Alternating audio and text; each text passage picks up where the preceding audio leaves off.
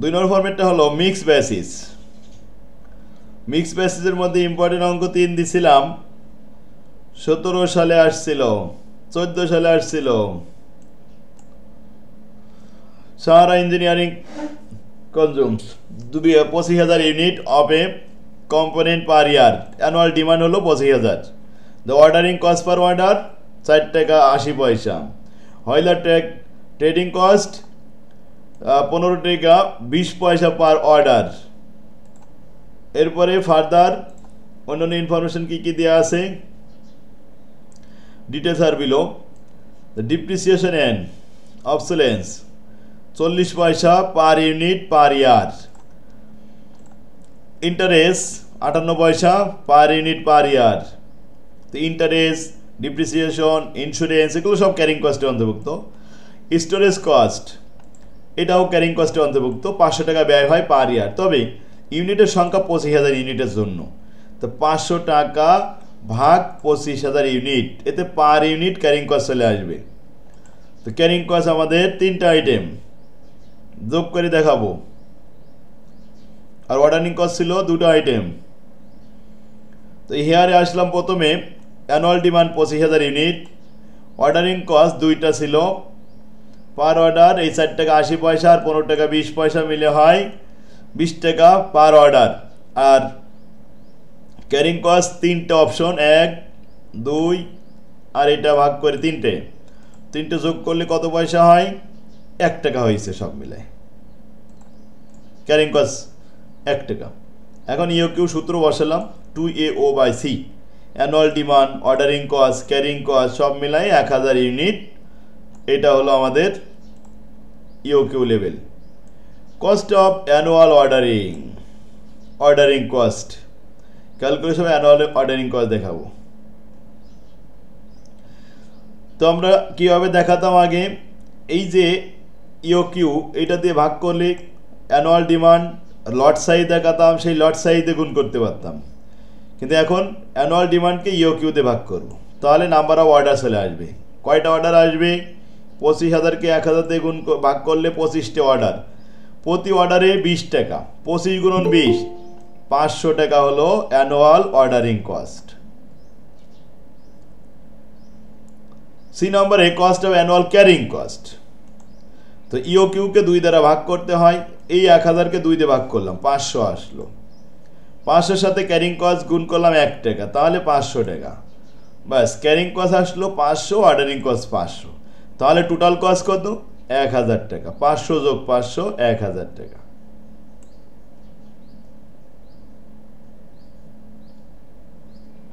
বুঝতে পারছেন? এটা 4 নম্বরের।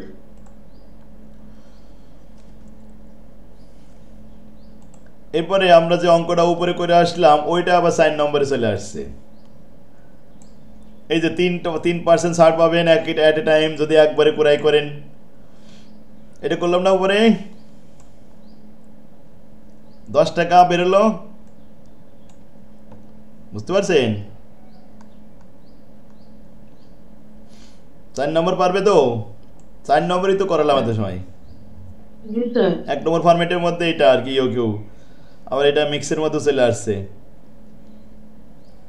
এখন আসেন 5 নাম্বার, ম্যাক্সিমাম মিনিমাম। রিকোয়ারমেন্ট দেখাতে হবে maximum stock level, minimum stock level, reorder level, average stock level. এই 4টা রিকোয়ারমেন্ট, 4টে 4 মার্ক। যেখানে রিঅর্ডার কোয়ান্টিটি আছে 36,000 unit. Time requirement required for delivery, delivery time 2 সপ্তাহ থেকে 4 সপ্তাহের মধ্যে চলে আসবে। এরপরে ম্যাক্সিমাম কনজামশন, যদি ফ্যাক্টরি খুব বেশি চলে স্পিরিটে, তাহলে আমাদের 9000 ইউনিট পার উইক, প্রতি সপ্তাহে 9000-এর বেশি লাগবে না। আর নর্মালি আমাদের আসলে 6000 ইউনিট ব্যবহার হয় নর্মালি পার উইক। আর যদি মিনিমাম কোনো রকম দেখা যাচ্ছে কম চলে, তারপরেও 3000 ইউনিট প্রতি সপ্তাহে র মেটেরিয়াল দরকার হয়। এখন আপনি একজন অ্যাকাউন্টস অফিসার, অ্যাকাউন্টিংয়ে পড়েছেন, মাস্টার্স করেছেন, তো আপনার হিসাব রাখতে হবে যে কি পরিমাণ মাল গোডাউনে থাকলে আমাদের কাঁচামালের অভাবে কারখানা বন্ধ হবে না। তাহলে কারখানায় যাতে কাঁচামালের শর্ট না পড়ে এরকম মাল কিন্তু সবসময় গোডাউনে রিজার্ভ রাখতে হবে। তবে একবারে সব কিনে রাখলেই কিন্তু লস হবে কোম্পানির। তো ম্যাক্সিমাম কি পরিমাণ কিনতে পারেন, মিনিমাম কি পরিমাণ আমাদের মাল রাখতে হবে, রিঅর্ডার পুনরায় অর্ডার দেওয়ার আগে কি পরিমাণ মাল থাকতে হবে, এগুলো দেখাবো। তাহলে প্রথম আসেন calculation of reorder level. Reorder লেভেলে এখানে করে নাম্বারিং করা নেই, তো রিঅর্ডার লেভেলটা মূলত প্রথম বের করলে অঙ্ক করতে সুবিধা হয়। রিঅর্ডার লেভেলের সূত্র হলো ম্যাক্সিমাম কনজামশন, যে সর্বোচ্চ কি পরিমাণ দরকার 9000, আর maximum lead time, delivery time সর্বোচ্চ কত সপ্তাহ, অর্ডার দেওয়ার পরে 4 দিন সময় লাগে। তাহলে সে 4 দিন সর্বোচ্চ মনে করলাম, 2 দিন থেকে 4 দিন, 3 দিনের মধ্যেও কিন্তু চলে আসে। তো 4 দিন পর্যন্ত আমরা নিলাম। তো 4 নং 36,000 ইউনিট গোডাউনে থাকা অবস্থায় আমরা অর্ডার দিয়ে দেবো পুনরায়, তাহলে আমাদের আর কোনো রিস্ক থাকবে না। দেখেন আমাদের বই আপনারা অর্ডার করলেন, তো কত দিনে যাবে, 1 দিন থেকে 2 দিন সময় লাগবে। ঢাকার ভিতরে হলে 1 দিনের ভিতরে চলে যায়। তো সেখানে আপনার মিনিমাম 2 দিন হাতে রাখতে হবে, যে সর্বোচ্চ টাইম 2 দিনের মধ্যে আমার বই পৌঁছে যাবে কাছে, এরকম আর কি লিড টাইমটা। যাক, তাহলে রিঅর্ডার লেভেল হলো আমাদের 36,000 unit. Calculation of minimum inventory level. এবার মিনিমাম দেখাচ্ছি। রিঅর্ডার লেভেল সেখান থেকে বাদ দিতে হবে, যেহেতু নর্মাল ইউজ মিনিমাম কম ইউজ হয়।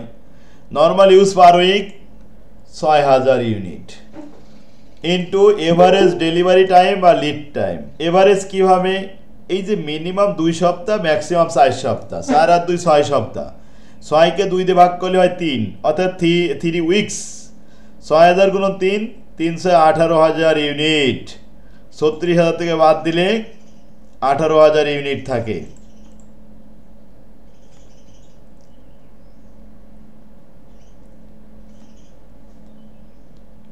মিনিমাম লেভেল হয়ে গেল। এরপরে আসেন ম্যাক্সিমাম। ম্যাক্সিমাম সর্বোচ্চ কি পরিমাণ রাখতে হবে। তো রিঅর্ডার কোয়ান্টিটি আর রিঅর্ডার লেভেল এই দুটো আগে যোগ করে নিতে হয়। আমাদের লেভেল উত্তরে বের হয়েছে 36,000, আর কোয়ান্টিটি প্রসেস সাপ্লাই দেওয়া আছে 36,000 ইউনিট। এই দুইটা যোগ করি, যোগ করলে কত হয়, 36 72,000। আর এখান থেকে বাদ দিতে হবে, কি বাদ দিতে হবে, যে minimum use per week, minimum delivery time. Minimum use per week প্রতি সপ্তাহে মিনিমাম ইউজ হয় 3000, আর ডেলিভারি টাইম মিনিমাম হচ্ছে 2 সপ্তাহ। 3 গুণ 2 6000 ইউনিট। এখন এই 72,000 থেকে 6000 বাদ দিলে 66,000 থাকে।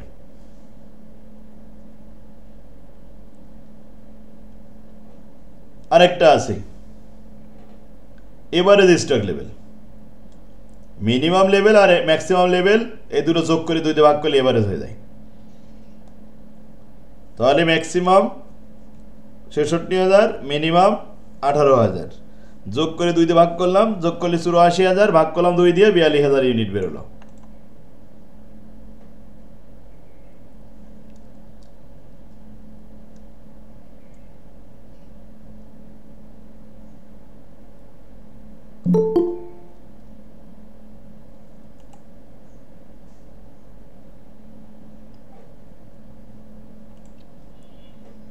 তারপরে আসেন আর ইম্পর্টেন্ট অঙ্ক, এখানে আর নেই। 18 নম্বর একটা আছে, এই 8 নম্বর 18 সালে আসছিল। তো অ্যানুয়াল ডিমান্ড, এটা 4 মার্কের অঙ্ক ছিল। 3600 ইউনিট। দ্য ক্যারিং কস্ট 1 টাকা 60 পয়সা পার ইউনিট। ক্যারিং কস্ট কিন্তু পার্সেন্টেজ দেওয়া নেই, সরাসরি বলছে 1 টাকা 60 পয়সা পার ইউনিট, ইউনিট প্রতি দেওয়া রয়েছে। তো প্রকিউরমেন্ট কস্ট 180 টাকা পার অর্ডার। এখন ইকোনমিক্যাল অর্ডারিং কোয়ান্টিটি তৈরি করো আর নাম্বার অফ অর্ডার দেখাও, টাইম বিটুইন 2 কনজিকিউটিভ অর্ডার, 2টা অর্ডারের মধ্যে সময়ের পার্থক্য কতদিন এটা দেখাও, তারপরে টোটাল কস্ট বের করো। ইউকিউব দেখালাম। এখন annual demand 3600 unit, ordering cost 180 টাকা, ক্যারিং কস্ট 1 টাকা 60 পয়সা পার ইউনিট। অর্থাৎ ইউ কিউব ক্যালকুলেশন করে 900 unit. Number of order in a ইয়ার,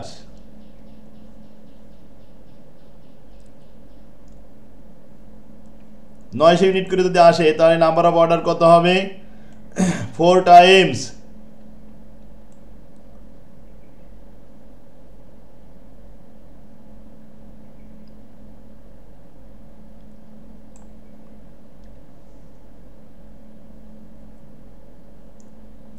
তিন নম্বর কি চাই?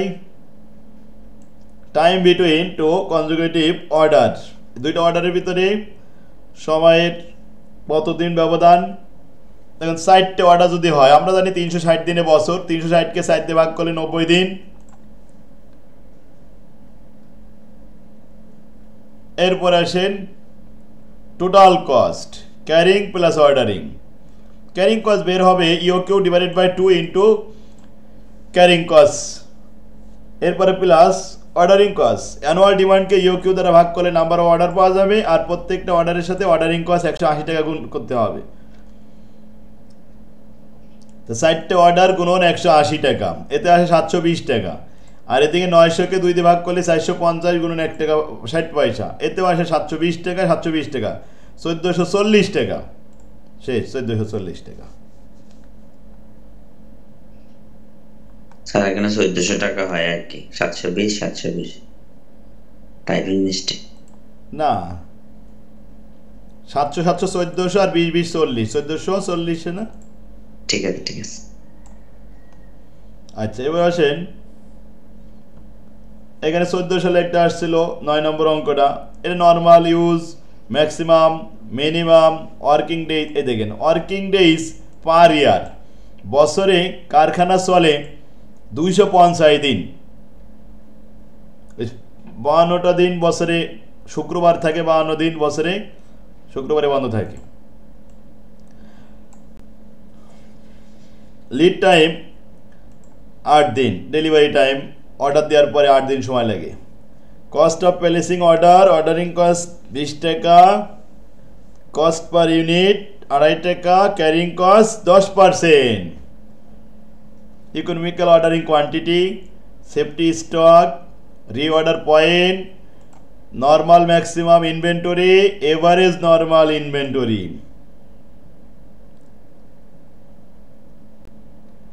ইউকিউ বের করতে হবে 2AO/C। অ্যানুয়াল ডিমান্ড হলো 4000 unit. Safety stock, maximum use per day, সর্বোচ্চ কত ইউজ হয়? Maximum 600 unit. Normal use per day 400 unit. Lead time 8 দিন, সব মিলায়ে 1600 ইউনিট। এরপর অর দিয়ে অথবা দিয়ে আরেকটা বিকল্প সূত্র দেওয়া আছে, এটা দরকার নেই। 3 নম্বরে আসেন reorder point, normal use per day আর ইন্টু লিড টাইম। 8 দিনে আছে, ম্যাক্সিমাম মিনিমাম না, একসাথে আছে 8 দিন, প্লাস সেফটি স্টক।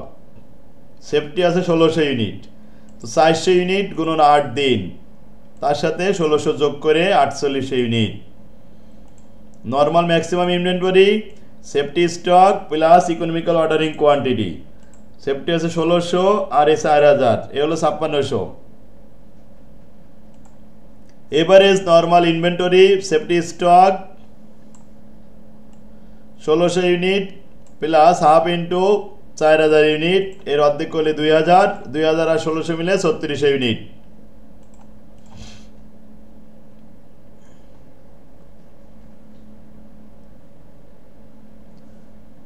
তাহলে 5টা রিকোয়ারমেন্ট ছিল, এটা 20 সালে আসছিল, 20 সালের 7 কলেজের আর 14 সালের ন্যাশনালের।